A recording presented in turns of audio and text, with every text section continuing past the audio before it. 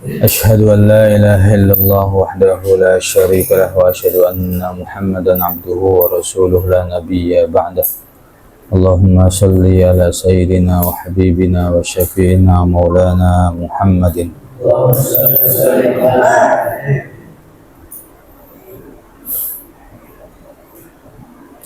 وعلى آله وأصحابه أجمعين. أما بعد. قال المؤلف رحمه الله تعالى: fa inna dzalika krana satuhune mengkonon-mengkonon ibtida'ul i'tidhar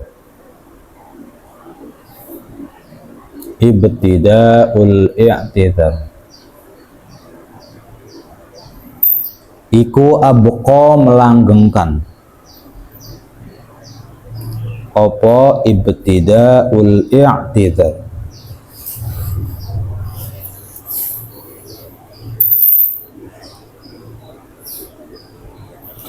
Lima waddati syaikhihi maring rasa cinta gurune santri.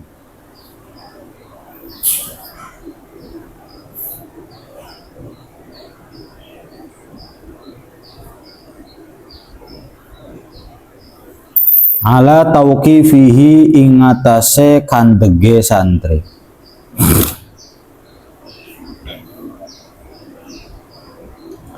Fima ing dalam perkara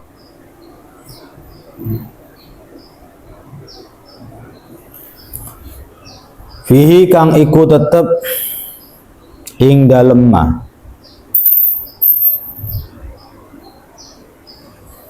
fadilatun utawi keutamaan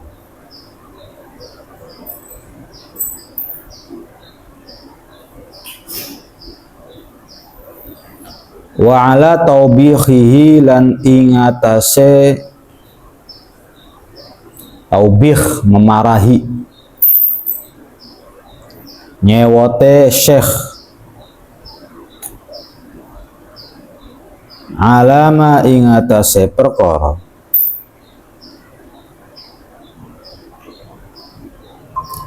fihi kang iku tetep ing dalem ma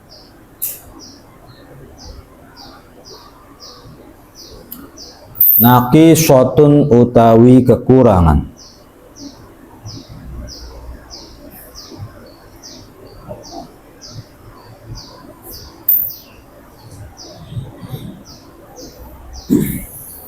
aw ala kasalin atawa ingatase males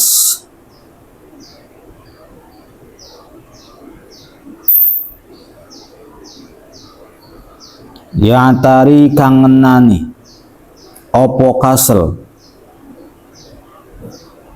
hi ing santri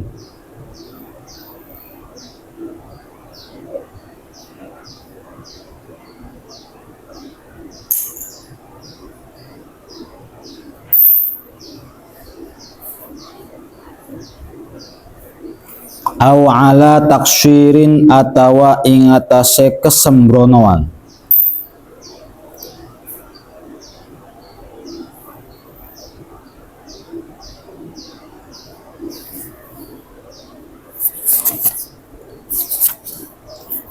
yu'ani kang merhatiake opo taksir huhi ing santri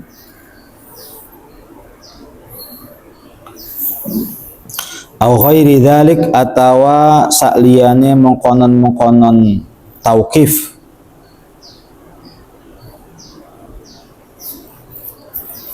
mimma saking perkara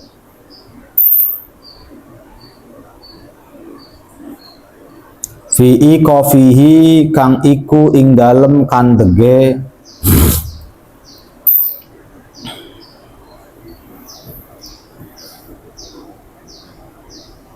syekh alaihi ing atase santri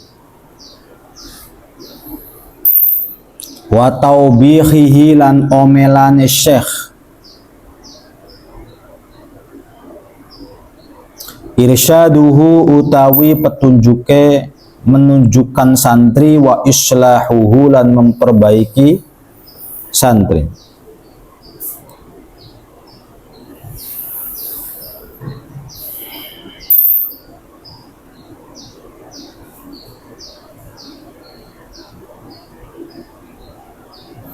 Jadi kalau kita mendapatkan wajah guru seperti Jafwah, Jafwah itu berarti kayak cemberut, berengut, gak enak dipandang, nggak semangat, ya usahakan jadi santri untuk cepat-cepat minta maaf. Minta maaf tuh harus kitanya yang mulai. Ngejar. Kalau orang minta maaf tuh ngejar.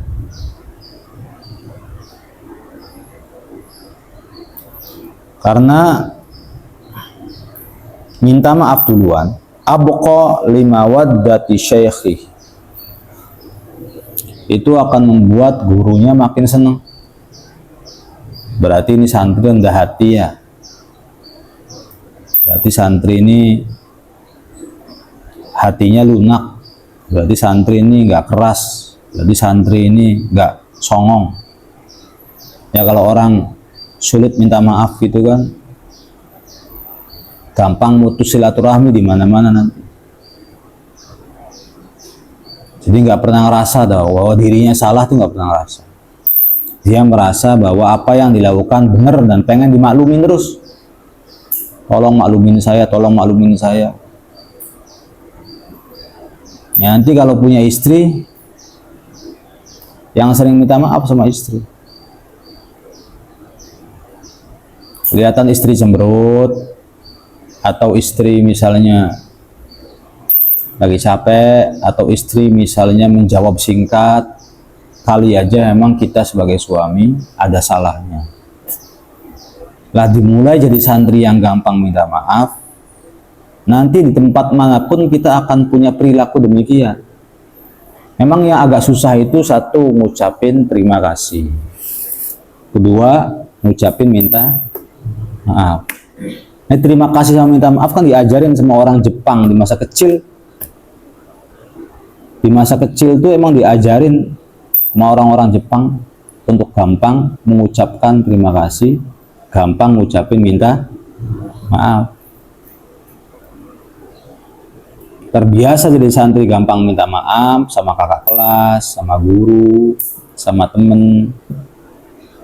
Nah nanti kalau misalnya udah punya istri, nanti pun terbiasa. Neng maafin abang ya, abang banyak salah. Neng minta maaf ya, Neng maafin abang ya banyak salah. Gitu. Jangan sampai begini nih, jangan sampai kita gampang minta maaf tapi bukan pada tempatnya. Kita minta maaf bukan pada tempatnya. Yang sepele-sepele tuh minta maaf, maaf terlambat. Sebenarnya guru nggak sewot-sewot banget kamu terlambat. Minta maaflah pada sesuatu sesuai dengan tempatnya. Kamu punya salah nggak? Orang nggak punya salah minta maaf, begitu punya salah nggak mau minta. Kebalik memang. Itu namanya apa? Kebalik. Gara-gara becek aja, maaf Pak Yai, lantainya becek. Sebenarnya nggak apa-apa lantai becek tuh. Pak Yai juga nggak bakal marah. Yang marah tuh kelakuanmu gitu. Yang marah tuh kelakuan kita. Maaf Pak Yai, saya nggak pakai seragam. Ngapain minta maaf nggak pakai seragam? Nah, umumnya Abi nih perhatikan para santri, banyak santri yang minta maaf ke Abi nih sia-sia minta maaf. Meminta maaf sesuatu gini. Kalau minta maaf atas kejadian yang remeh, minta maaf, kejadian yang besar minta maaf, bagus. Cuman ada santri yang modelnya terbalik. Hal-hal yang kaitannya dengan remeh minta maaf. Tapi kalau benar-benar punya salah nggak mau minta maaf, gengsinya tinggi. Kayak saldo ATM tahu. Kamu ngecek saldo ATM, maaf saldomu habis. Sebenarnya nggak apa-apa. Memang kita nggak punya uang. Maaf kuotamu habis, nggak apa-apa. Emang kita nggak punya uang. Tapi kalau nggak dilayani, ini yang ngeselin kalau nggak dilayani. Nah, contoh lagi misalnya, yang kira-kira nggak ada salah terus minta maaf tuh, nggak apa-apa, tapi tabiat kamu gampang minta maaf. Baik itu masalah kecil ataupun benar-benar punya masalah tuh minta maaf. Contoh misalnya, kamu pakai sendal selang-seling, yang satu kemis, yang satu Senin, yang satu kuning, yang satu merah. Udah kelihatan sama kiai, itu sendalnya lucu ya. Kira-kira kayak gitu tuh bikin kiai kesel nggak? Bikin kiai kesel nggak? Enggak sih. Nggak usah berdrama, Pak Yai minta maaf ya, sendal saya selang-seling. Biasa aja, kiai nggak marah, nggak apa. Yang bikin kesel tuh kalau kamu sudah mulai melanggar sebuah peraturan, kesel. Dibangunin susah tuh kesel. Ngaji sering terlambat tuh kesel. Banyak-banyak minta maaf gitu. Jangan sampai permintaan maaf kita hanya sekedar visual dan formalitas biar dikatakan sopan, bukan begitu. Kita sering minta maaf biar ada sebutan sebagai santri sopan, tapi ternyata aib-aib kita yang besar nggak pernah kita mintain maaf. Nabi sering menjumpai santri kebalik. Ini orang nggak punya salah minta maaf, tapi begitu punya salah ngumpet, nggak nongol-nongol acan gitu masih. Nggak ada berusaha untuk minta maaf, kayak nggak ada berusaha untuk. Gue bayangin, ini jam tangan di kanan atau di kiri? Terus kamu pakai jam tangan di mana? Di kiri. Tiba-tiba kamu minta maaf, Abi minta maaf, Dim nggak bisa niru Abi, jam tangannya pakai di tangan kiri. Abi sewot nggak kira-kira? Hah? Ngapain kamu minta maaf asal masalah begituan tuh? Yang minta maaf tuh kamu misalnya datang ke pondok lambat sampai 10 hari tuh minta maaf. Begitu tuh yang bikin ngejaglek hati tuh diminta maaf. Peci begini, Pak Yai minta maaf peci saya miring, ya dibenerin. Paham kan? Dibenerin. Peci, Pak Yai minta maaf peci miring. Terus mengkanan bekon. Ya dibenerin loh, yang bener, nggak usah banyak minta, tingkah lakunya dirubah. Kalau sekedar minta maaf tidak merubah perilaku, ya begini nih contohnya kayak peci miring. Nah kalian mudah-mudahlah kita untuk gampang nggak gengsi. Nanti ketika sama istri, ketika sama orang tua, ketika sama ipar, ketika sama mertua, orang tua tuh gampang minta maaf ya, minta maaf. Karena gengsi kita itu, kita melatih diri kita untuk ngilangin karena orang yang gengsian itu mampet rezekinya. Orang yang gengsian tuh mampet rezekinya. Uangnya banyak tapi gengsian, nggak jalan. Pengen punya uang banyak tapi gengsian, nggak jalan. Sebenarnya ya tukang bubur atau misal tukang ketoprak sama orang kerja kantoran tuh uangnya gedean tukang ketoprak bisa jadi. Ada orang jualan bubur memang sampai bisa bikin rumah lantai 3 ada. Ada orang jualan ketoprak sampai bisa sodakok pesantren tuh ada. Tapi rata-rata orang yang kerja kantoran tuh nggak bisa begitu. Bisa kebayang orang kerja kantoran gajinya 4 juta, katakan sehari itu sejuta 50.000, 150.000, ya 4.500.000, maka sebulan 4.500.000. Tapi kalau orang jualan ketoprak sehari labanya bisa 300.000. Kalau 300.000 9 juta, gedean mana tuh? Ketoprak apa kerja kantoran? Kamu mau nggak kerja apa kantor jadi jual ketoprak, mau nggak? Ya isin ya. Malu kan, kalau ketoprak, jualan ketoprak pengennya kantoran, rapi, dasi, ganteng, gengsi, kamu tuh gengsi. Gengsi itu mampetin rezeki. Malu bertanya sesat. Malu bertanya sesat. Kamu tahu istilah-istilah malu bertanya sesat? Itu harus gengsi. Lapar, kamu lapar, nggak punya uang, nanti uang biar buat kuota, buat listrik, buat apa, tapi jualan gerobakan aja tuh malu.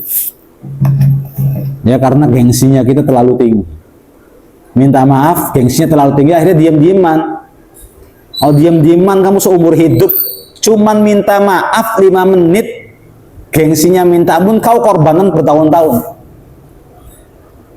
Ya, bisa kebayang ya, minta maaf cuman 5 menit tapi kita abaikan dan kita korbankan sampai bertahun-tahun.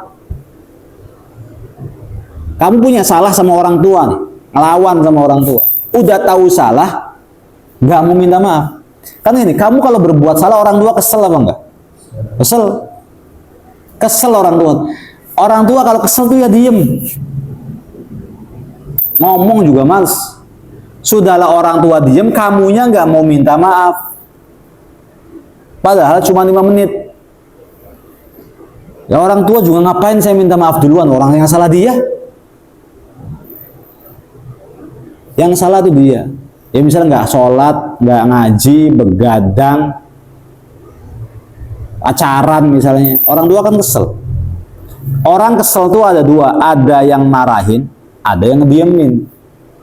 Mending dimarahin sekalian.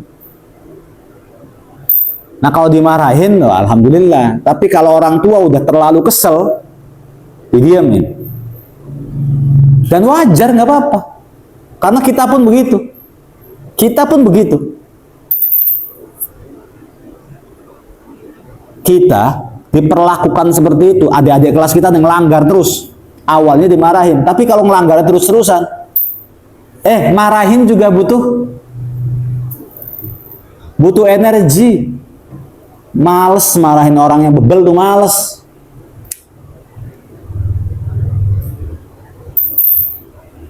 Contoh misalnya, ketua kamar ngeliat ada salah satu santri yang suka buang sampah sembarangan. Awalnya dimarahin, tapi dia buang sembarangan lagi, dia buang sembarangan lagi, dia buang sembarangan lagi. Akhirnya capek nggak marahinnya? Capek. Kalau capek, islah tak menangi wes.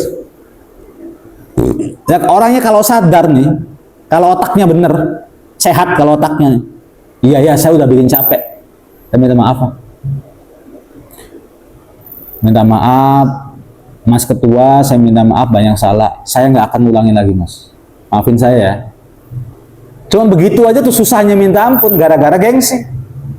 Sehingga yang terjadi, ketua kamarnya diam, kamunya nggak minta maaf, nanti akan diam bertahun-tahun. Awalnya seminggu, nanti jadi sebulan. Kalau udah sebulan, nanti bakal malunya gede tuh, bakal jadi setahun. Ketemu di dalam angkot diam-diaman, jajan bareng diam-diaman, ketemu pas-pasan diam-diaman. Coba enak gak? Yang dulunya deket kemudian diam-diaman, gak enak. Masa minta maaf aja gengsi sih? Dimarahin gak apa-apa. Ala tauqifihi fima fihi fadilatun. Udah gak apa-apa. Kalau memang kita nggak salah, lalu kita minta maaf, berarti itu merupakan sebuah keutamaan. Ala tauqifihi fima fihi fadilah. Ada orang nggak punya salah, kau minta maaf, berarti hebat. Kau fadilah. Ala taubihihi ala fihi naqisatun. Kalau dimarahin, itu berarti emang kita ada kekurangan. Kalau dimarahin, berarti emang ada kekurangan. Wa yu'addu lan den wilang-wilang. Sopo santri dzalika imkonon-konon kabeh minasyaikhi saking guru min ni'amillahi ta'ala saking piro-piro nikmati Allah ta'ala. bi'tina isyekhi kelawan perhatian syekh bihi kelawan murid, wa nadhrihi lan ningaline syekh ilaihi marang murid. Fa inna dzalika krana satuhune mengkonon-mengkonon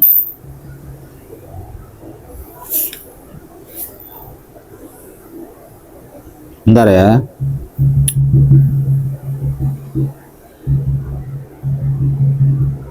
Yu'addu dzalik iku amyalu luwi condong li qalbi syekhi maring atiye guru, wa ab'atsu lan luwi bangkitake alal i'tina'i ing atase memperhatikan bima sholihihi kelawan piro-piro maslahate santri.